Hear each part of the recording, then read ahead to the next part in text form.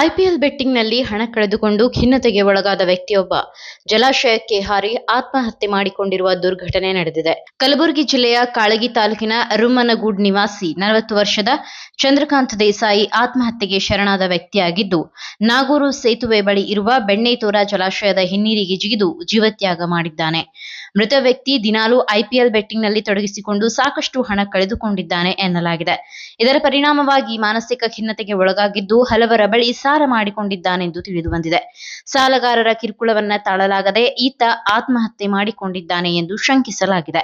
ಘಟನಾ ಸ್ಥಳವಾದ ನಾಗೂರು ಸೇತುವೆ ಬಳಿ ಬೈಕ್ ನಿಲ್ಲಿಸಿ ಮೊಬೈಲ್ ಫೋನ್ ಬಿಟ್ಟು ಹೋಗಿರುವುದು ಪತ್ತೆಯಾಗಿದೆ. ಈ ಘಟನೆ ಮಹಾಗಾಂವ್ ಪೊಲೀಸ್ ಠಾಣಾ ವ್ಯಾಪ್ತಿಯಲ್ಲಿ ಸಂಭವಿಸಿದ್ದು, ಪೊಲೀಸರು ಪ್ರಕರಣ ದಾಖಲಿಸಿಕೊಂಡು ತನಿಖೆ ಕೈಗೊಂಡಿದ್ದಾರೆ. ಐಪಿಎಲ್ ಬೆಟ್ಟಿಂಗ್ನಂತಹ ಅಕ್ರಮ ಚಟುವಟಿಕೆಗಳು ಜೀವಹಾನಿಗೂ ಕಾರಣವಾಗುತ್ತಿರುವುದು ಆತಂಕಕಾರಿ ಸಂಗತಿಯಾಗಿದ್ದು, ಇಂತಹ ಚಟುವಟಿಕೆಗಳಿಂದ ದೂರವಿರಬೇಕು ಎಂಬ ಸಂದೇಶವನ್ನು ಈ ಘಟನೆ ನೀಡುತ್ತದೆ. ನೀವು ಸಣ್ಣ ಆಗ್ಬೇಕಲ್ವಾ? ಅದು ಒಂದು ಉತ್ತಮ ಆಹಾರದಿಂದ ಸಣ್ಣ ಆಗ್ಬೇಕಲ್ವಾ? ಪ್ರತಿದಿನ ನಮ್ಮ ಜೀನಿ ಸ್ಲಿಮ್ ನ ಯೂಸ್ ಮಾಡಿ ಯಾವುದೇ ಸೈಡ್ ಎಫೆಕ್ಟ್ ಇಲ್ದಂಗೆ ನೀವು ಸಣ್ಣ ಆಗ್ತೀರಾ.